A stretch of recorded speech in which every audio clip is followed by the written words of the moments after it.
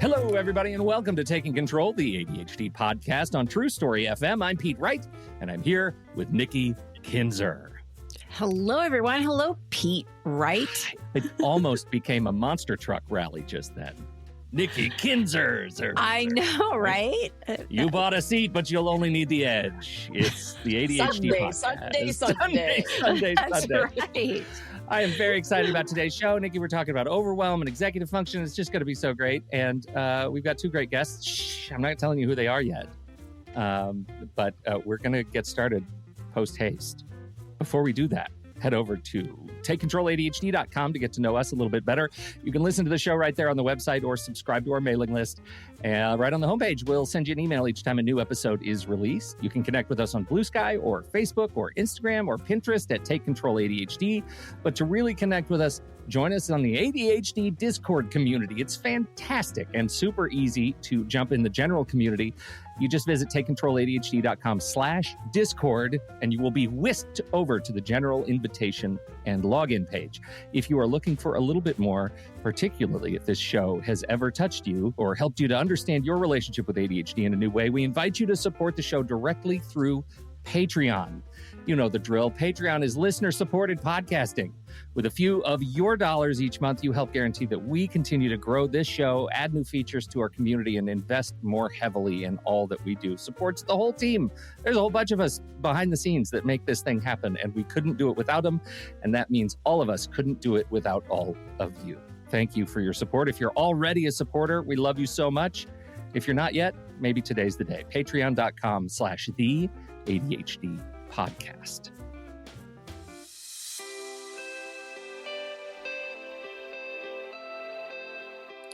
It's Monday morning. You've already missed 2 deadlines. Your kid can't find their shoes. Your inbox, it's a battlefield. You're not lazy. You're not broken. What if that feeling, the one that tells you to shut down, isn't failure, but feedback? Today, in the second of our Duos series, we sit down with 2 of our very favorite ADHD experts who believe that overwhelm can be a powerful signal to pay attention to, Dr. Tamara Rosier and Brooke Schnittman. Tamara is the founder of the ADHD Center of West Michigan and the author of Your Brain's Not Broken, a book that doesn't just explain ADHD, it explains me, quite literally. Her follow-up, You, Me, and Our ADHD Family, asks what happens when a combination of ADHD brains live under one roof and how we can all live a little more peacefully together. Brooke Schnittman is a nationally recognized ADHD coach and the founder of Coaching with Brooke. Her wonderful book, Activate Your ADHD Potential, is a roadmap for high-achieving ADHDers who are tired of running fast and not going anywhere. These are 2 people who have spent their careers helping others navigate the messy, misunderstood experience of ADHD, and we are thrilled that they are here today to show us how to move through overwhelm. Tamara, Brooke, welcome back to the ADHD podcast. Thanks for having us. Thank you. I'm surrounded by you. I know. Look. Incredible. I have the same thing. We're surrounded. Mine's right there. Wait, Pete, can you do my audiobook, please? I've been so overwhelmed. I was going to have Amazon use their AI voice, but can you? I know, right? Yeah. Oh, you're so kind. Yeah. You're so sweet.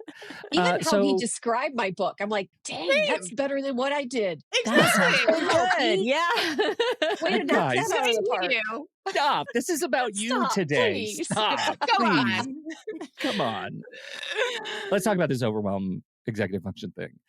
From your experience working with ADHD clients, how does overwhelm show up in day-to-day life? What are the physical, the emotional, the behavioral signs that people might not even recognize as overwhelm? It's kind of a jump ball, but I introduced Tamara first, so Brooke, it's yours. Oh, okay. I was going to... Oh, he took a left turn. Oh, man. All right. So funny enough, I walked onto this call feeling overwhelmed because I was so excited to be here. 1. 2, I happened to be preparing for something else right before this with, people who might activate me, or I don't like to use the word trigger. It activates me. So that's overwhelming, right? I was doing a lot of little tasks and things that were very very detail oriented, which is not my strong suit.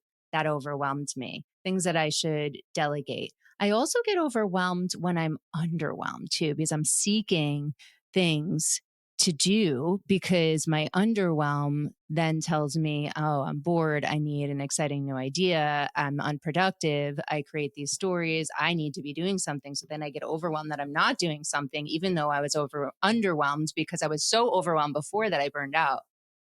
So that's just how it might show up in a day-to-day situation.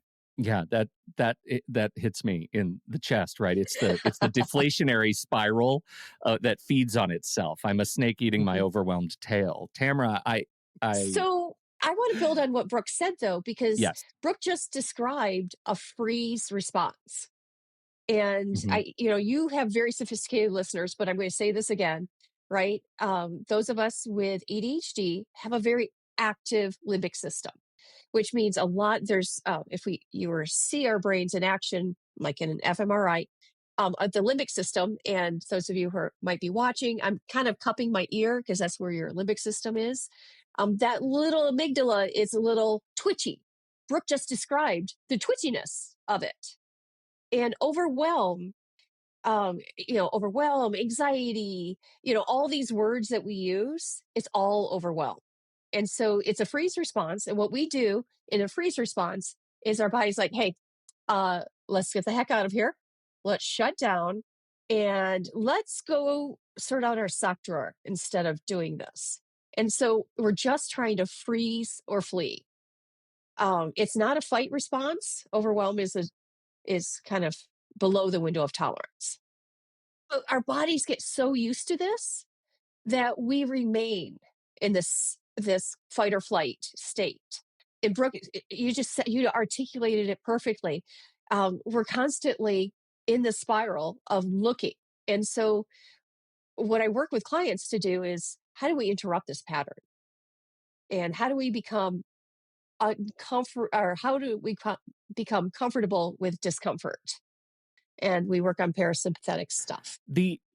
Before we dig into some of the specifics, I want to talk about the vulnerability that comes from overwhelm, because what you just described is a state that seems like it puts us into sort of the raw nerve experience when we're overwhelmed.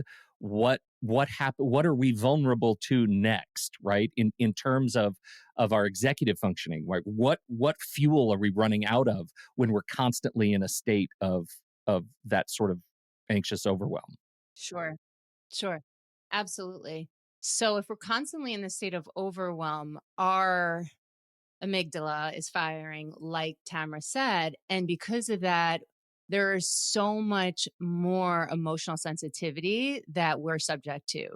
So our rejection sensitivity is so much higher than it is on a day-to-day basis. So you could say something that is just a comment, and or someone can say it, and you can take it as if it was even more of a rejection sensitive fact or story, right? So I think your listeners all understand at this point what RSD is, but you are so heightened that every little thing that is being said to you, or someone talking to you, or doing something, it just feels exhausting.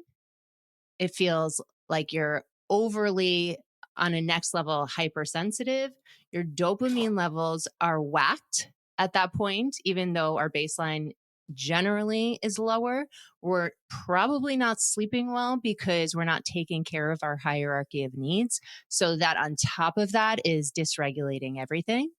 We're probably not connecting with others. So we're in this shutdown phase of almost like a depression, anxiety. We isolate. We will cut people off when they're talking to us. We just don't have the capacity to connect. So there's so many ways that this can show up, but you feel like you just don't have the capacity to do the things that you used to do. Joke, laugh, be happy, connect, actually engage and listen and feel like you're happy. Brooke, that is so, I love what you just did there because, you described, hey, here's what it looks like when we're overwhelmed. And yet you also gave the other side. We do have options. Psychologists call it relaxed alert. And when we are relaxed alert, in my second book, I talk about the window of tolerance. That's a way of talking about relaxed alert, right? And so you just said, we're able to engage. We're able to actually look and understand and be who we want to be in that window of tolerance. And that's what we hope for. Pete reminded me of us seeing each other at the conference. And I had forgotten about this. So I'm one of the conference I was leads. not going to bring this up It was on rude, the show. Pete. It was rude. It was I've not got beef rude. now. But Oh, no, stop. I'm teasing. Guys, I'm just teasing Pete because I love him dearly. But I'm one of the co-leads at the conference. So I'm just running around like a chicken with her head cut off. And it's so funny. Pete's like, I just saw in your eyes, like for a second, you're like, who is he? I should know him. And I saw that panic. And when Pete brought that up, I'm like, you know what? I kind of picture myself being in the window of tolerance more than I actually am. So I think I'm actually kind of just walking through the halls of the conference like a lioness, just slowly moving. Instead, I look like a chicken with her head cut off, which is a gory image. So for those of you who have a weak stomach, just picture something else. But I'm just like running around squawking, blood spurting out everywhere. Like that's who I am. And so my body has gotten so used to being in a state of overwhelm that even when I think I'm okay, and I really work at the conference to be in my window of tolerance, but there's so much for me to process that it kicks me out into overwhelm quite a bit. Now, if you guys are asking, why do you do conference leadership? I don't know. Maybe I like that. No, I do. I do love working with the conference people, and it's a great team.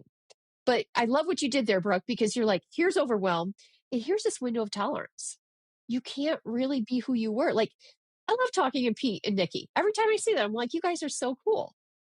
I couldn't even recognize Pete because I was in such a kind of a fluster. Yeah. And I think that gets to exactly what this conversation, you're like targeting in on this, what I want out of this conversation, which is how do we open my window of tolerance just a little bit more every day, right? Because I totally relate to that experience, just feeling like I know what my window of tolerance looks like. I've internalized it. I get it. And running around a sharp edge corner and realizing, oh, my window's not even open. I didn't even see it. Like I just ran. I'm out again. I ran straight into a glass. It's that meme of the kid running through the house and like running straight through the screen door, right? Because it was closed. That's what I feel like often. And great metaphor. And so I love getting to this idea about how we're wired differently, that our ADHD influences our nervous system in a way that allows us to or that prevents us sometimes from recognizing our existent window of tolerance and its degree of openness. Is that am I butchering the metaphor? Oh no. The window of tolerance, by the way, isn't new and sexy. I wrote about it in my second book. Yep. So I didn't make it up. Someone thought I made it up. I'm like, nope, it's cited. It's old. It's been around for a while. It used to be used for trauma, but now we know that people with ADHD, Dotson will say, we have a different nervous system. And we have to respect the nervous system that we have. And that means just accepting our window of tolerance is a tiny window. And so you're right, Pete, we're not helpless. We're not like, well, great, that's it. I'm doomed for overwhelm. No, we can try to keep opening up that window of tolerance.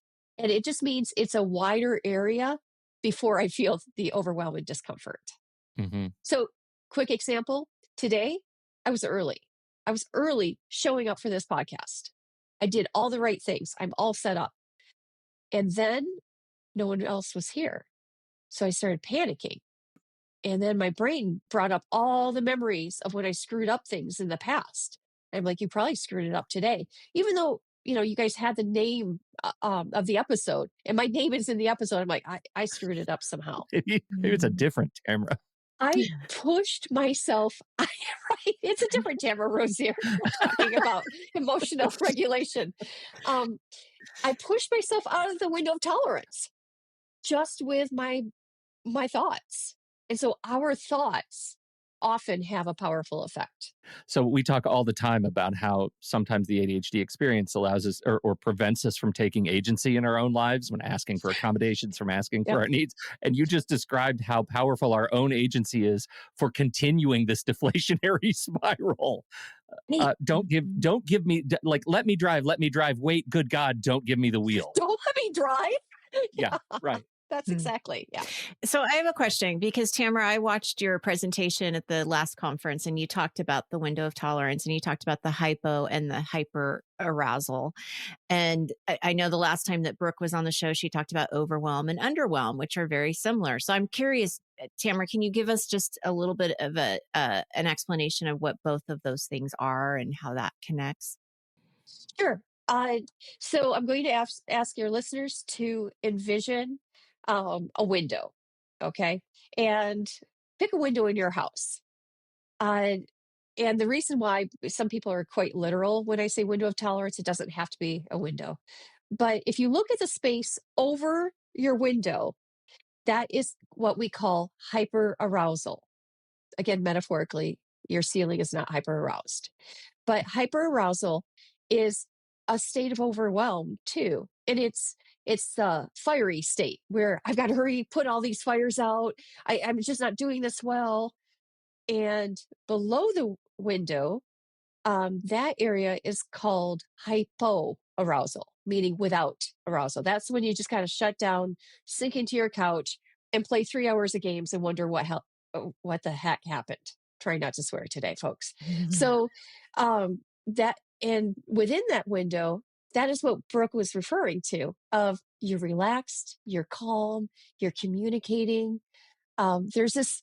Though for those of us with ADHD, it almost feels like a magical time because we're like, dang, bro, I'm actually who I want to be right now.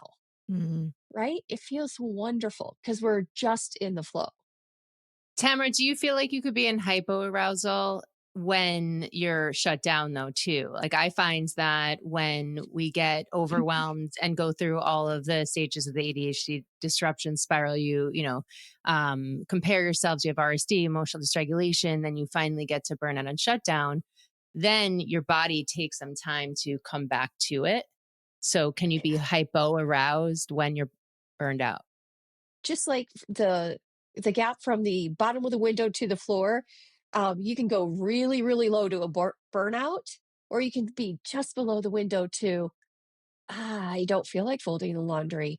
Mhm. I think I'll just sit here and play on my phone. Does that make sense? So we have degrees. All of it, though, stems from, I believe, how we manage our sense of overwhelm. I think it's all overwhelm. And so I try to help my clients to find their window. And now I'm kind of going to break our metaphor, but those of us with ADHD have tiny little windows to peek out.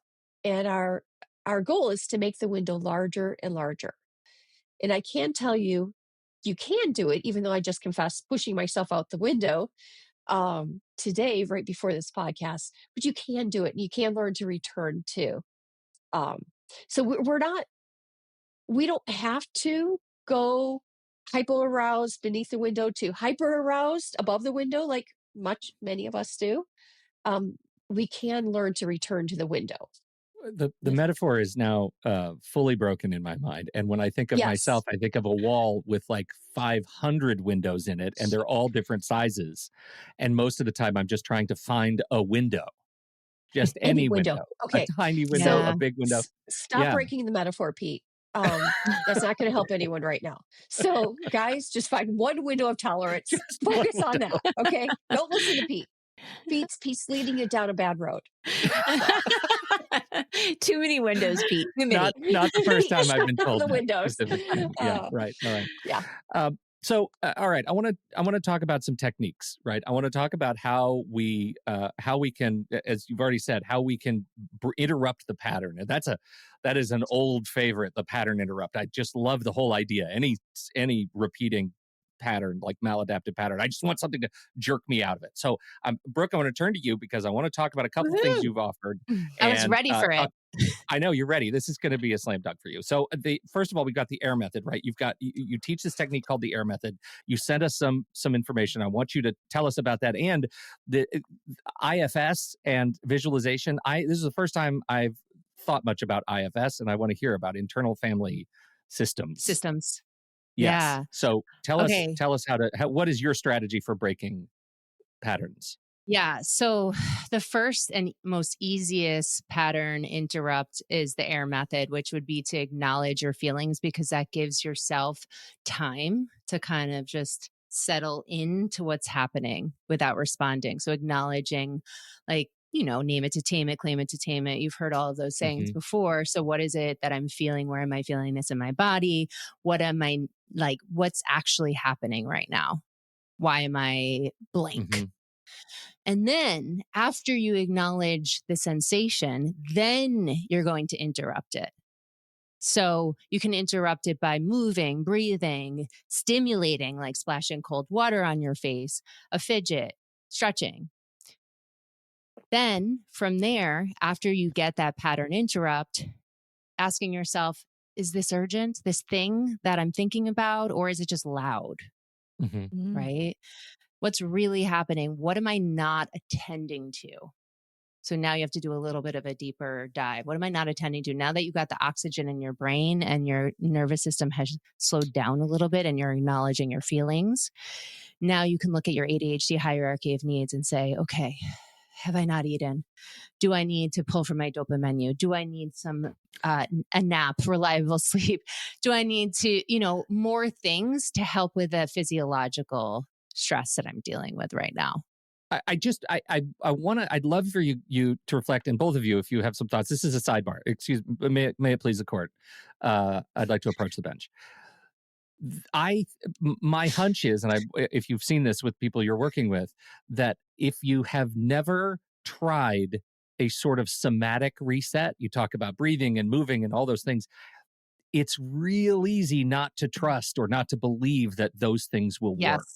Right? How do you convince people or at least make the case that you got to try a somatic reset? You got to try the interrupt with your body and get them to believe it.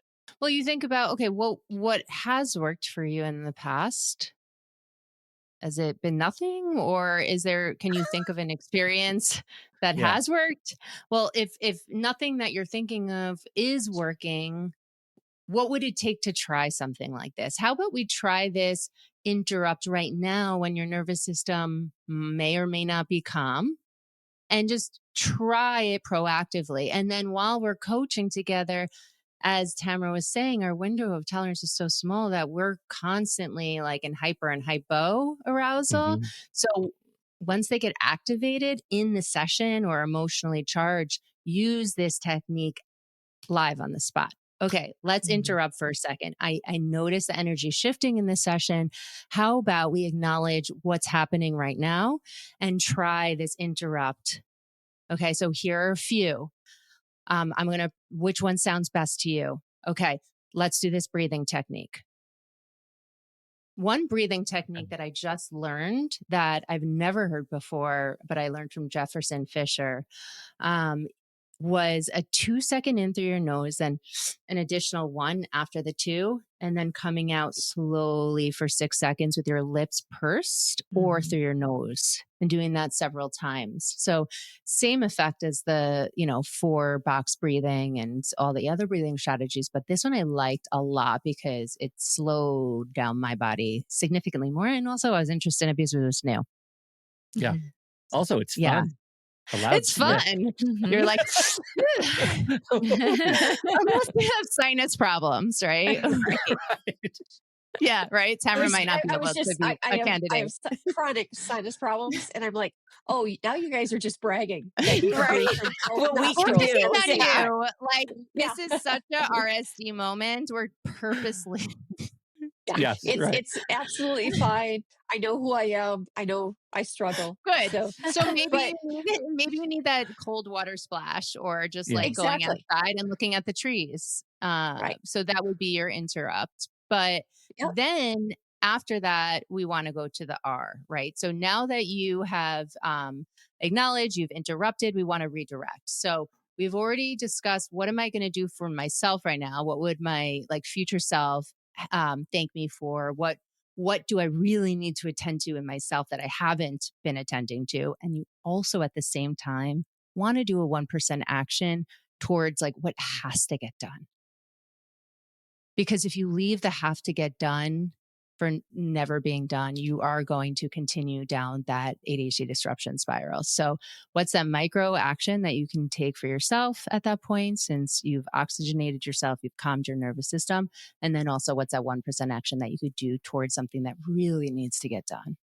Mhm. So, can we expand a little bit more on that 1%? It's so interesting to me how the universe works, because I just was talking to a client yesterday and she mentioned that one of her focuses for the week was to 1% and then what she was going to do. And I loved it because I was like, that's fantastic. Like, you just coached yourself. Yay. Like, so excited for her. Whenever I hear something more than once in a 3-day period, I pay attention to it. And so Yeah. let's talk about that, because I think a lot of ADHDers they're not going to do 1%. They want to do 100%. Oh, yeah. So what does that look like? How would you describe Yeah. that? So real life example from start to finish with the AIR method. And then the 1% is like, I'm paralyzed, right? I've scrolled for 2 hours, right? Tamara was talking about that before, playing video games, scrolling for 2 hours. Right? My to-do list will never get done, right? You've never heard that before, I'm sure. So we're acknowledging I'm overwhelmed, my brain shut down. So you're interrupting by doing any of the techniques. The 1% thing would be to take one of the things from your to-do list, right? Break it down to the smallest step. So maybe that 1% is you're emailing someone back, right? Maybe that 1% is to just reread the email that was sent to you and create one sentence back, to at least have the tab open. And when you're ready, if you're like mid-sentence in that one sentence, your brain automatically remembers to come back to it. So it like gets you started in whatever that glooming and dooming task is. Yeah. So you're picking one thing from your list that really needs to get done, but you're only doing a part of it. And with the hopes that you'll get into it and do more of it, or you'll come back to it before the end of the day, because you've at least started it and you realize it's not as scary and you can do it. Yeah. Yeah. Or maybe you set a timer for 5 minutes and you say, whatever I get done in that 5 minutes is it. And Good that enough. email is not going to be it's not going to be an A+, it's going to be a C-, and oh well. That's it's really interesting. It reminds me, Nikki, of Kurosh Dini's The Visit, right? This whole idea, like what you're describing, to commit just a bit to just even looking at the materials of the thing that's hard, just touch it, right? You don't, and you commit just a bit. That's going to be the new saying. Instead of 1%, oh my God, commit just a bit. just a bit. Are you having like a visceral reaction right now? Oh my God, you guys.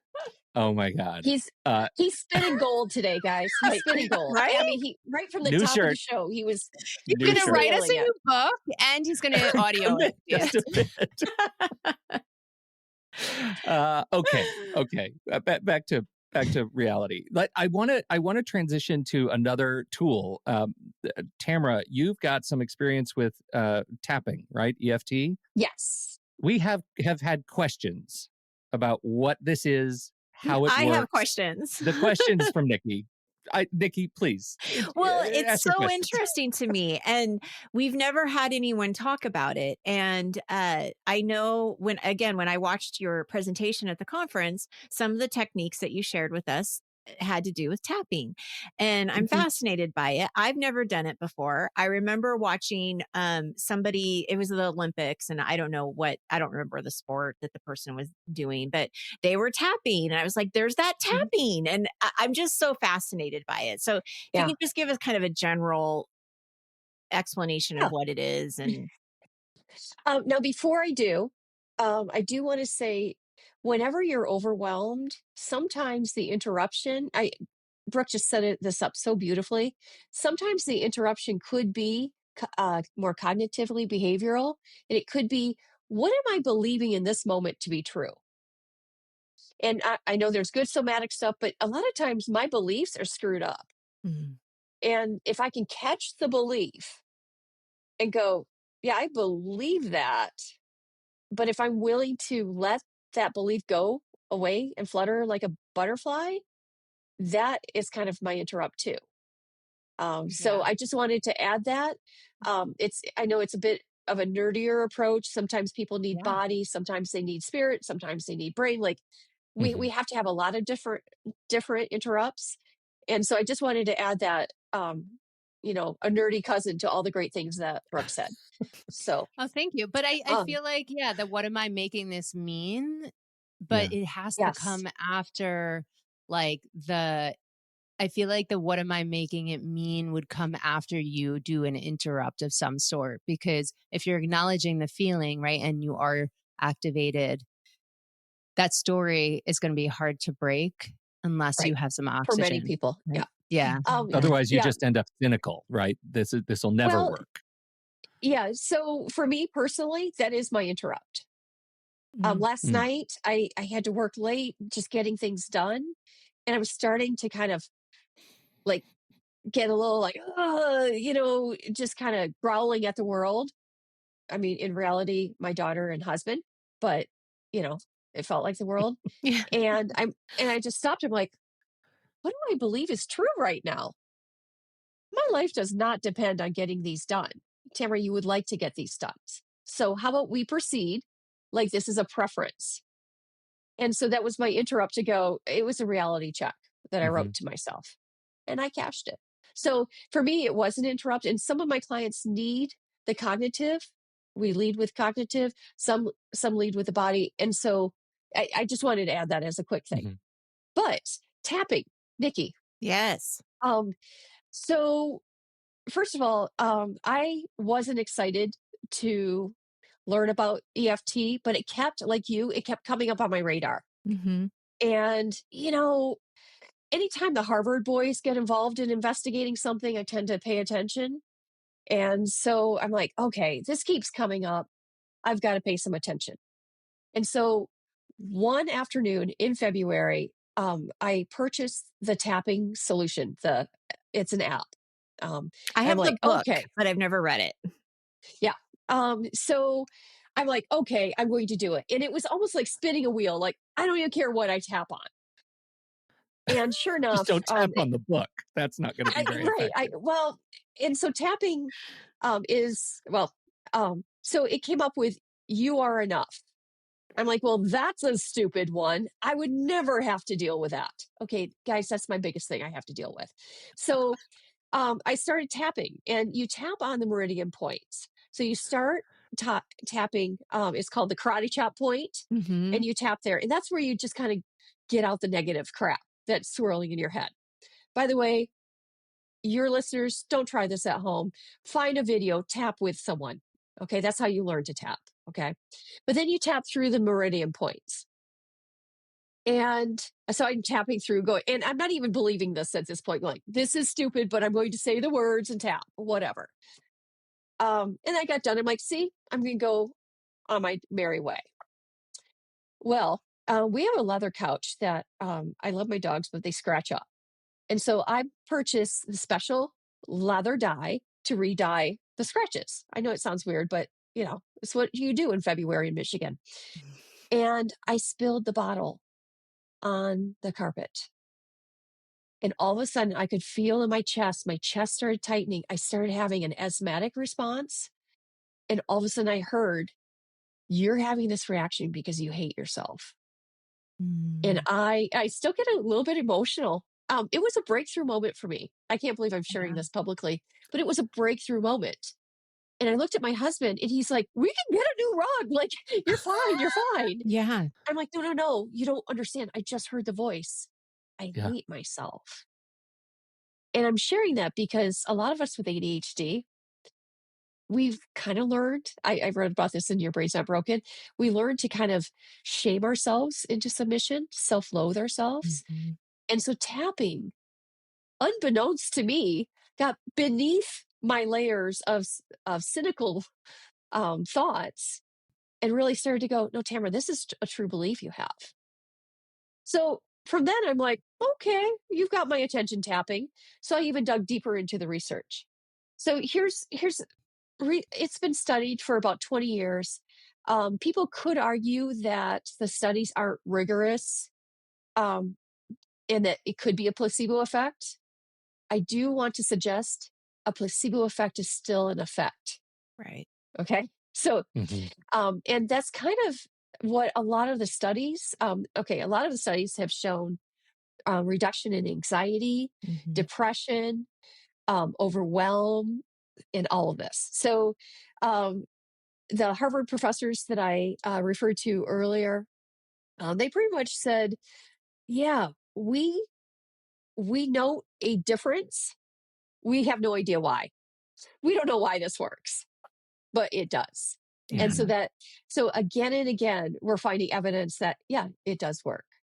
A lot of people still consider it pseudoscience, and I'm like, yeah, go ahead. I think gravity was pseudoscience at one point too. Right. So that's cool. Um, but I encourage my clients to use it. I use emotional freedom tapping most days.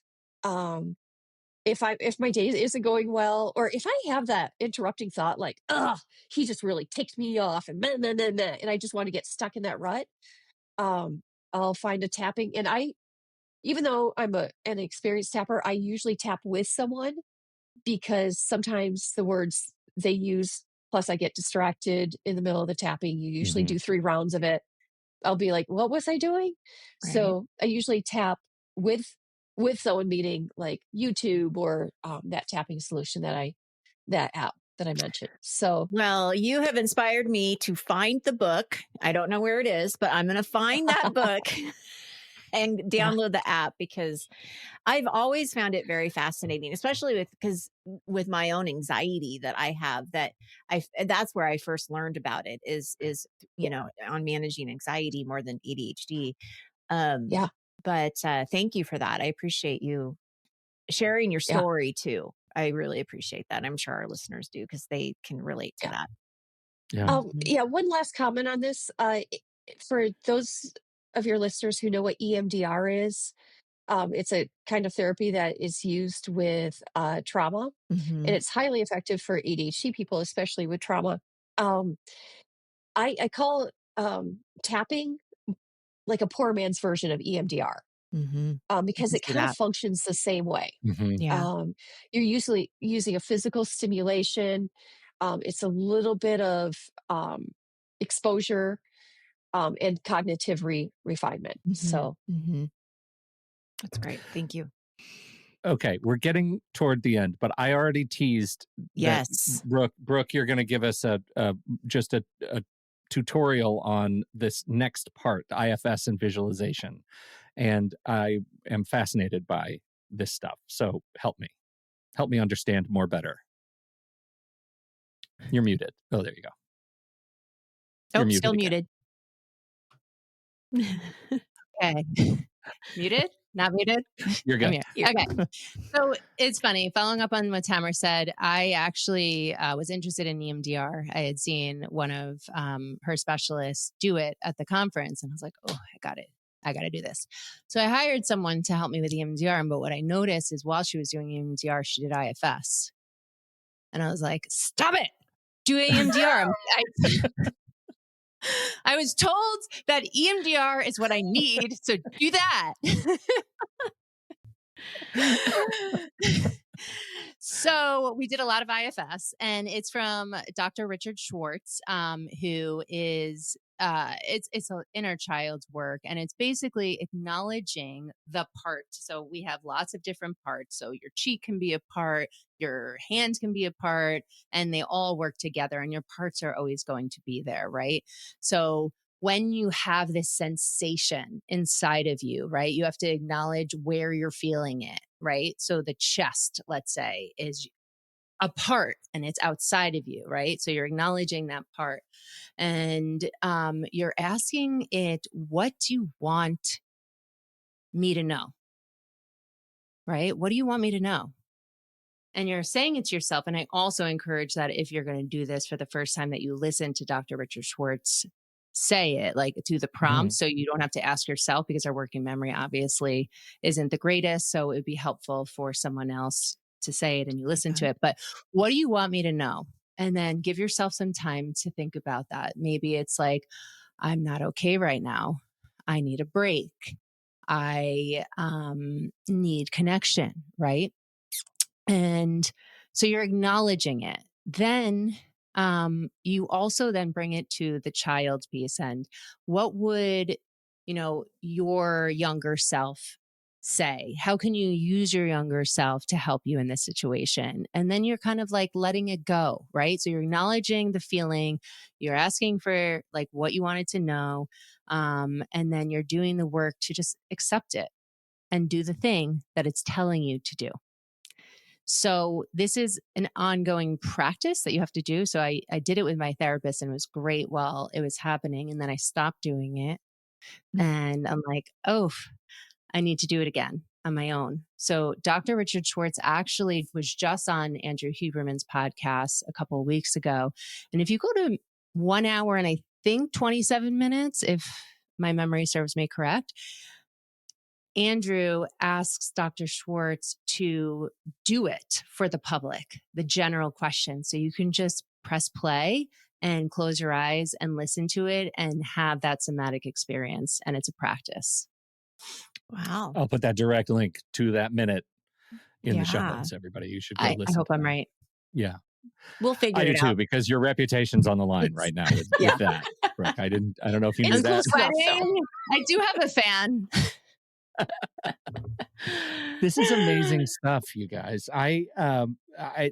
It's incredible and such great tools. I mean, these we've given, I think, a lot of resources for people to investigate and consider. And I just want to reinforce for anyone listening who's never tried any of these somatic interrupts and are skeptical about them, to just do what Brooke said. Ask yourself, well, has not trying it ever really worked, right? Has not doing anything ever really supported me in my mental health and my neurodivergence? And give it a shot. It doesn't have to work for you. Absolutely doesn't have to. But the other thing I'll put in here, I think it was an episode of This American Life, something about the defense of ignorance. And there is a story specifically on the power of the placebo effect and how you can even know it's a placebo and it'll still work on you, because human organisms can be phenomenally simple creatures, and we can play ourselves for benefit all the live long day, and it's great. Yeah, I'm really getting into belief work lately. Yeah. And our beliefs shape our reality. And for sure, if I believe I'm a constantly overwhelmed person, can I change that belief? Yeah. Powerful stuff, you guys. Thank you so much. And thank you for being a part of this duos experience. You're the second in our little trilogy. And so far, it's been so fun. It's been great. You guys, so fun. Some of our favorite people you are. And so I'm just glad you are here sharing this. I'll have links to books and websites in the show notes. Anything specific you want to plug right now, let people know they can go check out. Brooke? Yes, thank you. Thank you for calling my name and my turn, because it would have been really, again, I wouldn't have known when my part is. So I appreciate that. Absolutely. Thank you. Yes. So we are doing a training on the 3C activation program, which is our signature process that talks about how to get through the ADHD disruption spiral through 12 steps, which is also in my book. So at a low cost. Yeah. So we're starting that April 15th, and it's a 13-week program with ICF credits and PAC credits. And we're going to be talking about the ADHD neuroscience. So if you're interested, we have a webinar Q&A coming up April 3rd and April 8th, and you can find it on our website, Coaching with Brooke. Outstanding. Great. Tamara? Yeah, I'm involved in a lot, but I want to leave people, your listeners, with be kind, be gracious, and really focus on who you want to be. And maybe that's where you start with the overwhelm. And check out the cool things everyone has going on. I love what Brooke's doing. I love what both of you guys are doing. So I'm sorry, Pete. I never answer the question right away, like You you guys. I'm sorry. You need Pete Wright positional. to answer it the right way. Right. We need Pete outsource. to Somebody outsource the answer to this question. Well, I don't care. I think you're both fantastic, and I Yes. love everything you're doing. I'm sorry. Thank you so much, and thank you to you listening out there. That's you. Thank you for listening to the show. Thank you for your time and your attention. We so appreciate you. And don't forget, if you have something to contribute to the conversation, we're heading over to the Show Talk channel at our Discord server, and you can join us right there by becoming a supporting member at the deluxe level or better, patreon.com/the ADHD podcast. On behalf of Tamara Rosier and Brooke Schnittman and Nikki Kinzer, I'm Pete Wright, and we'll see you next week for our final Duos episode. It's Dodge Ray and Sharon Celine right here on Taking Control, the ADHD podcast.